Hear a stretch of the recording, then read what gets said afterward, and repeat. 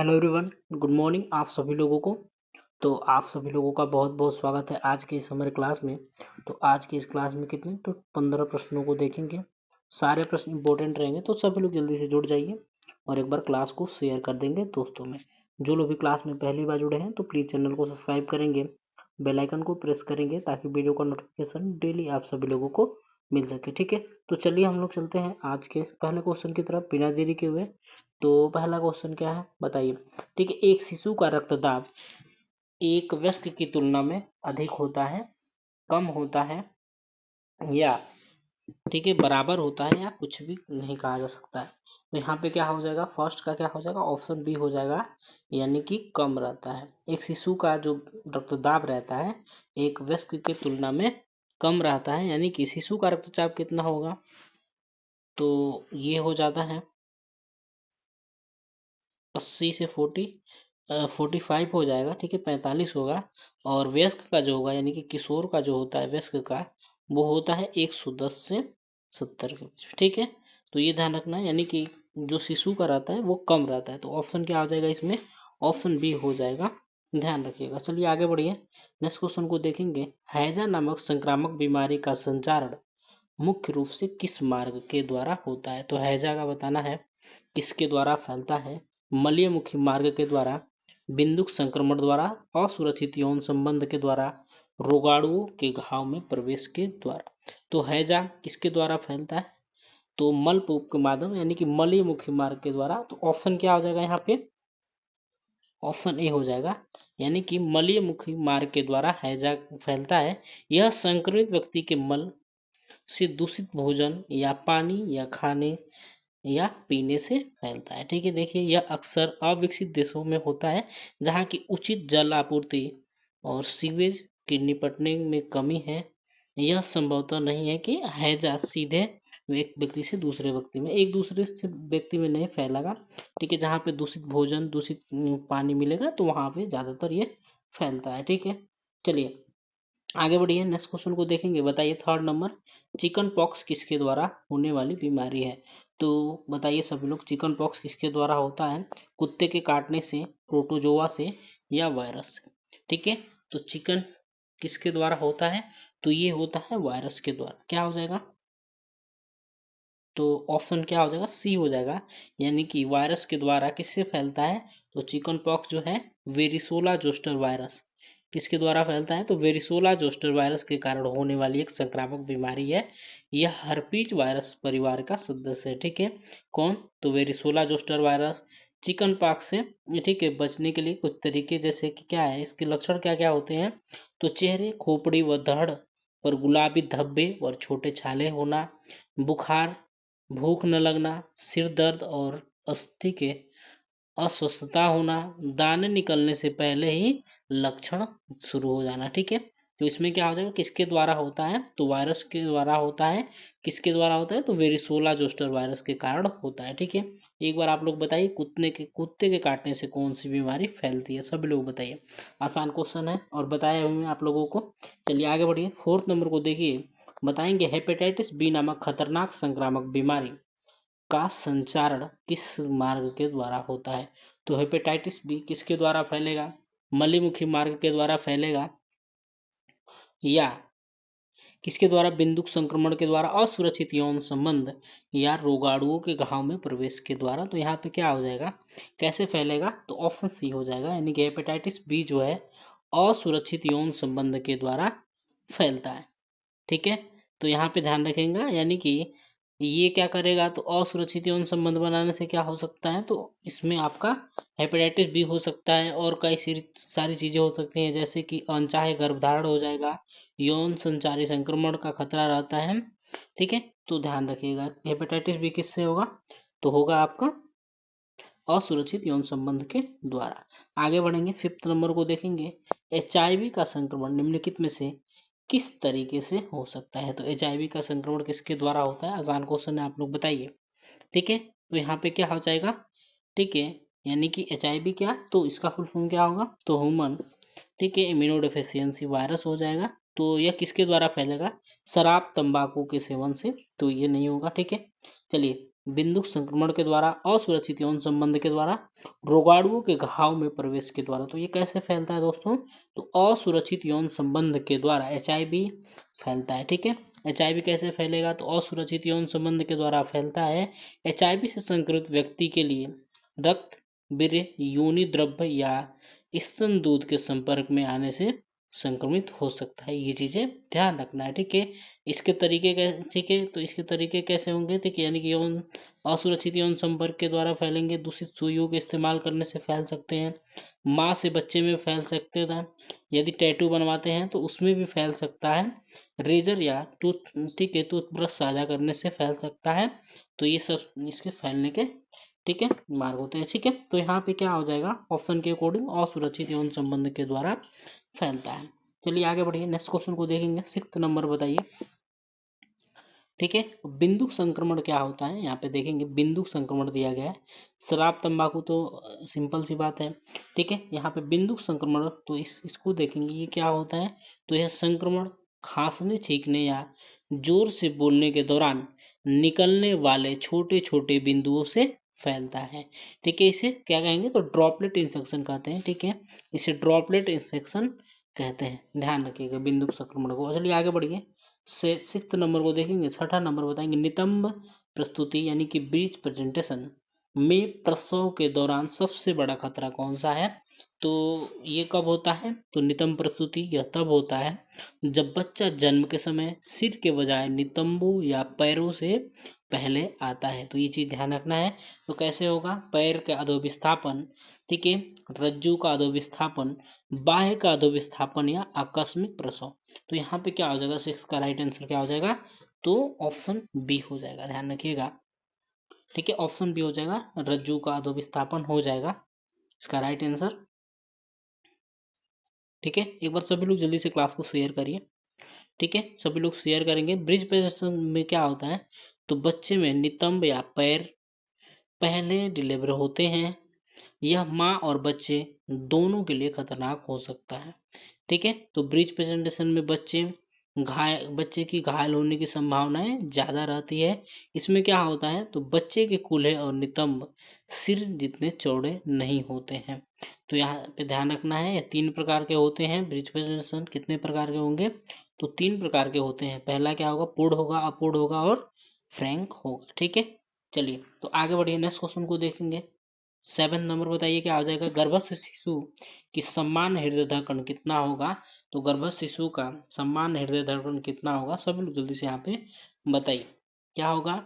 90 से 100 अनियमित होगा, 100 से 120 अनियमित होगा, या ठीक है 120 से 140 अनियमित होगा, या 120 से 160 नियमित होगा। तो यहाँ पे बताइए क्या हो जाएगा? ठीक है, 7 का बताइए क्या हो जाएगा? तो ऑप्शन डी हो जाएगा यहाँ पे। ठीक है, यानी कि 120 से, ठीक है, यहाँ पे क्या कर लेंगे? 110 कर लीजिए। ठीक है, 110 से 160 है, 110 से 160 नियमित होता है। यहाँ पे ध्यान रखिएगा। ठीक है, यह गर्भावस्था के दौरान गर्भाशय और भ्रूण की स्थिति के हिसाब से बदलता रहता है। ये चीजें ध्यान रखना है। गर्भावस्था के दौरान भ्रूण के हृदय की गति की निगरानी के लिए अल्ट्रासाउंड किया जाएगा या फोटोस्कोप का इस्तेमाल, ठीक है, फोटोस्कोप का इस्तेमाल किया जाता है। ध्यान रखिएगा। फोटोस्कोप एक तरह का क्या है? तो ये होता है स्टेथोस्कोप। ठीक है, स्टेथोस्कोप होता है। चलिए आगे बढ़िए, नेक्स्ट क्वेश्चन को देखेंगे। तो ऑप्शन क्या लगाएंगे यहाँ पे? ऑप्शन डी राइट आंसर हो जाएगा। आगे बढ़िए, बताएंगे मधुमेह ग्रस्त माँ के प्रसव की जटिलता है। तो बताइए क्या आ जाएगा? मधुमेह ग्रस्त माँ के प्रसव की जटिलता, यानी कि डायबिटिक, ठीक है, मदर होती है तो उनके प्रसव की जटिलता क्या हो सकती है? यहाँ पे बताना है। कष्टपूर्वक प्रसव हो जाएगा, सम्मुखी अपरा हो जाएगा, ए तथा बी दोनों, या अपरा का काल पूर्व पृथक्करण। तो यहाँ पे क्या हो जाएगा? सभी लोग बताएंगे। तो यहाँ पे क्या हो जाएगा? ऑप्शन क्या हो जाएगा? ए हो जाएगा, यानी कि कष्टपूर्वक, ठीक है, कष्टपूर्ण प्रसव हो जाएगा, यानी कि जिसे डिस्टोसिया कहा जाता है। ठीक है, डिस्टोसिया हो जाएगा। गर्भावस्था के दौरान मधुमेह से पीड़ित माँ से पैदा होने वाले बच्चे को कई तरह की समस्याओं का खतरा रहता है, जैसे कि मधुमेह से पीड़ित माँ में शिशु को जन्मजात विकृतियां रहेगा, हृदय रोग या गंभीर श्वसन की बीमारी हो सकती है। ठीक है, तो इसमें देखभाल कैसे करेंगे? ठीक है, जन्म के तुरंत बाद और जीवन से पहले ठीक है कुछ दिनों तक शिशु को कम रक्त शर्करा ठीक है की समस्या हो सकती है, यानी कि हाइपोग्लाइसीमिया की समस्या हो सकती है। इसमें देखिए शिशु को बाल चिकित्सा हृदय रोग विशेषज्ञ से परामर्श लेना चाहिए। शिशु को नियमित और अच्छी ठीक है शिशु देखभाल करानी चाहिए। ठीक है, तो यहाँ पे क्या हो जाएगा, कष्टपूर्ण प्रसव हो जाएगा। चलिए तो आगे बढ़ेंगे, नेक्स्ट क्वेश्चन को देखेंगे। अगला प्रश्न क्या हो जाएगा यहाँ पे, चलिए 9th का बताइए, किसके द्वारा माँ से बच्चे में एड्स स्थानांतरित नहीं होता है। ठीक है, तो इसमें से क्या हो जाएगा, किसके द्वारा एड्स स्थानांतरित नहीं होता है, आप लोगों को बताना है। स्तनपान, ठीक है, त्वचा से त्वचा का संपर्क, अपरा या सभी।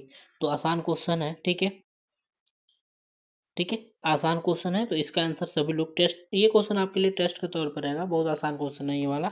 ठीक है, यानी कि बताइए बच्चे को एड्स स्थानांतरित नहीं होता है, पूछा जा रहा है कैसे नहीं होता है, तो सभी लोगों को कमेंट बॉक्स में बताना है। ठीक है, एक बार सभी लोग क्लास को जल्दी से शेयर करिए, और जो लोग भी क्लास को बाद में देखते हैं ना, तो आप लोग कमेंट बॉक्स में ही अपना आंसर जरूर किया करें। चलिए आगे बढ़िए, नेक्स्ट क्वेश्चन को देखेंगे। 10th नंबर बताइए, ठीक है, गर्भाशय के बाहरी बाहर गर्भाशयी एंड्रोमेट्रियम ऊतक का असामान्य वृद्धि कहलाता है। तो क्या कहलाता है, गर्भाशय के बाहर गर्भाशयी एंड्रोमेट्रियल ऊतक की असामान्य वृद्धि क्या कहलाता है। ठीक है, सिस्टिक फाइब्रोसिस कहलाता है, एंडोमेट्रियोसिस कहलाएगा, मेट्रोरेजिया या मोनोरेजिया। तो यहाँ पे क्या कहलाएगा, तो सभी लोग जल्दी से बताइए क्या कहलाएगा। ठीक है, गर्भाशयी एंड्रोमेट्रियम क्या होता है, तो गर्भाशय की आंतरिक परत को कहा जाता है। ठीक है, गर्भाशय की आंतरिक परत जो होता है ना, ठीक है, उसे कहा जाता है गर्भाशयी एंड्रोमेट्रियल। ठीक है, तो यह परत मासिक धर्म के दौरान बदलती रहती है और मासिक धर्म के दौरान बाहर निकल जाती है, ये चीजें ध्यान रखना है। तो 10th का क्या हो जाएगा, यहाँ पे ऑप्शन बी होगा, क्या होगा, एंड्रोमेट्रियोसिस हो जाएगा। ठीक है, एंड्रोमेट्रियोसिस हो जाएगा। ठीक है, यह आमतौर पे क्या होता है, तो गर्भाशय की अंदरूनी दीवार में पाए जाने वाला ऊतक यानी कि टिश्यू है, जब गर्भाशय के बाहर विकसित होने लगता है ना, तो इसमें से होने वाली समस्याओं को एंड्रोमेट्रियोसिस कहते हैं। ठीक है, तो ध्यान रखिएगा, एंड्रोमेट्रियोसिस क्या होता है। ठीक है, गर्भाशय की अंदरूनी दीवार पर पाया जाने वाला ऊतक होता है, ध्यान रखिएगा। ठीक है, सिस्टिक फाइब्रोसिस क्या होता है, तो यह फेफड़ों और पाचन तंत्र को नुकसान पहुंचाने वाली जानलेवा बीमारी है, जो एक पीढ़ी से दूसरी पीढ़ी में जाती है। ठीक है, और मेट्रोरेजिया क्या है, ठीक है, तो मेट्रोरेजिया क्या है, तो माहवारी के बीच गर्भाशय के रक्तस्राव हर कुछ सप्ताह में हो सकता है और प्रवाह सामान्य से भी भारी हो सकता है। मोनोरेजिया क्या है, ठीक है, तो मोनोरेजिया क्या है यहाँ पे देखेंगे।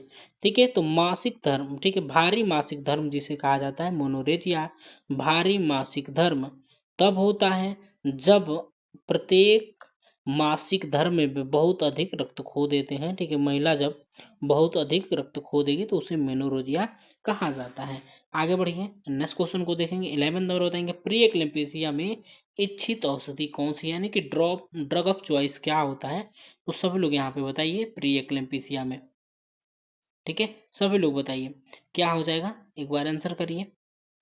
11th का क्या हो जाएगा, प्री एक्लेम्पेशिया में ड्रग ऑफ चॉइस क्या है। ठीक है, डोपामीन है, या मैग्नीशियम सल्फेट है, सोडियम बाइकार्बोनेट है, या सोडियम नाइट्रोपुसाइड है। तो यहाँ पे सभी लोग जल्दी से बताइए क्या हो जाएगा। 11th का क्या होगा, तो ऑप्शन बी होगा, यानी कि मैग्नीशियम सल्फेट जो है प्री एक्लेम्पेशिया की ठीक है ड्रग ऑफ चॉइस है। तो ऑप्शन क्या हो जाएगा, बी हो जाएगा। ठीक है, आगे बढ़िए, नेक्स्ट क्वेश्चन को देखेंगे। ठीक है, 12th नंबर बताइए सभी लोग, निम्नलिखित में से किसके कारण एमनियोटिक द्रव्य का रंग हरा हो सकता है। तो सभी लोग बताइए किसके कारण एमनियोटिक द्रव्य का रंग हरा हो सकता है।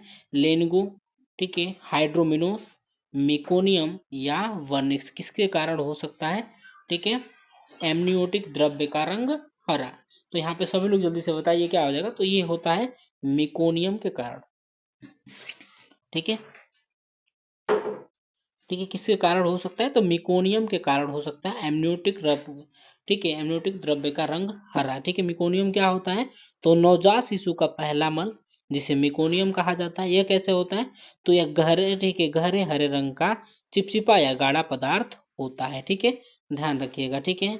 लेनिगो क्या होता है, तो गर्भ में पल रहे भ्रूण को ढकने वाले मुलायम या महीन महीन बाल जो होते हैं ना, ठीक है, जो भ्रूण को ढकने का कार्य करते हैं उन्हें कहा जाता है लेनिगो, ठीक है। चलिए, वर्निक्स किसे कहते हैं, तो वर्निक्स किस होगा, नवजात शिशु की त्वचा पर जमा होने वाली एक सफेद या क्रीमी परत होती है, जिसे क्या कहते हैं, तो वर्निक्स कहा जाता है, ठीक है। चलिए नेक्स्ट क्वेश्चन को देखेंगे। 30 नंबर बताएंगे, निम्न में से कौन सा बच्चों में पाए जाने वाला आदत संबंधी रोग नहीं है, ठीक है। तो आदत संबंधी रोग किसमें से कौन सा नहीं है, ठीक है। ट्राइकोटिलोमिनिया, अंगूठा चूसना, यादाश्त का कम होना या नाखून चबाना। तो देखिए, इसमें से ट्राइकोटिलोमिनिया क्या होता है, तो ये एक प्रकार का आदत संबंधी रोग है, ठीक है। जैसे कि क्या होता है, इसमें क्या होता है, तो अंगूठा चूसना आ जाएगा, नाखून चबाना आ जाएगा, बाल खींचना आ जाएगा, टिक्स शामिल है। तो इसमें क्या हो जाएगा, देखिए, नाखून चबाना आ जाएगा, अंगूठा चूसना आ जाएगा, ठीक है।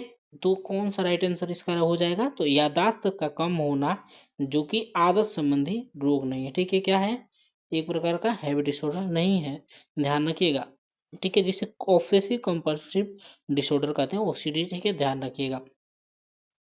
चलिए, तो यादाश्त क्या हो जाएगा, ऑप्शन सी हो जाएगा, नहीं, यादाश्त का कम होना, जो कि आदत संबंधी रोग नहीं है, ठीक है।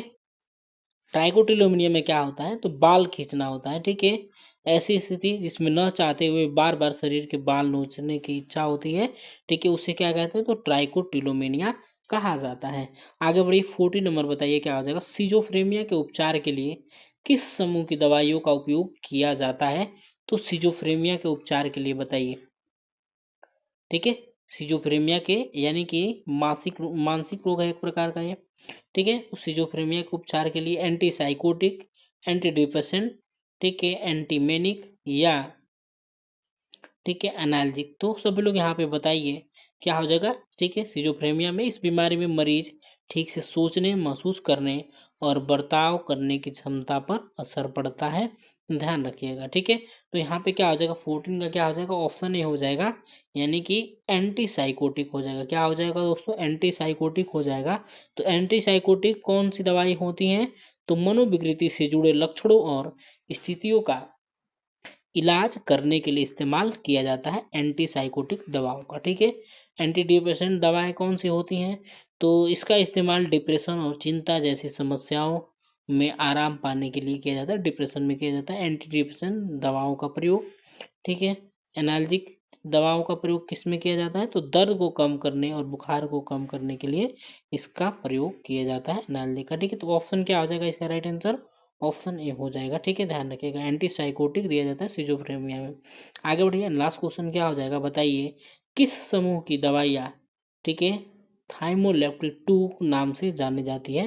तो कौन सी समूह की दवाइयाँ हैं जो थाइमोलेप्टिक 2 नाम से जाना जाता है, तो सब लोग जल्दी से बताएंगे क्या हो जाएगा, थाइमोलेप्टिक 2 के नाम से जाना जाएगा। तो यहाँ पे क्या हो जाएगा, एंटी साइकोटिक होगा या एंटी डिप्रेसेंट होगा, एंटीमेनिक होगा या एनाल्जिक हो जाएगा। तो 15 का क्या हो जाएगा, यहाँ पे ऑप्शन बी हो जाएगा दोस्तों, क्या हो जाएगा, एंटी डिप्रेसेंट हो जाएगा। यानी कि ये दवाएं जो है ना, डिप्रेशन और चिंता जैसी समस्याओं में आराम पाने के लिए इसका प्रयोग किया जाता है, ध्यान रखिएगा, ठीक है। तो एंटी साइकोटिक दवाएं जो कि मनोविकृति और के लक्षणों ठीक है, और स्थितियों के, उनके स्थितियों को इलाज करने के लिए किया जाता है एंटी साइकोटिक दवाओं का प्रयोग, ठीक है। अभी मैंने आप लोगों को बताया भी ये चीज़, ठीक है। चलिए, तो ये रहा 15 प्रश्न। जो लोग भी वीडियो को लाइक नहीं किए हैं, वीडियो को लाइक करेंगे, चैनल को सब्सक्राइब यदि आपने अभी तक नहीं किया है तो प्लीज़ चैनल को सब्सक्राइब करेंगे, बेल आइकन को प्रेस करेंगे, ताकि वीडियो का नोटिफिकेशन डेली आप सब लोगों को मिल सके। चलिए, मिलते हैं आप सभी लोगों से अगली क्लास में, तब तक के लिए bye bye, take care, thank you so much for watching, have a great day.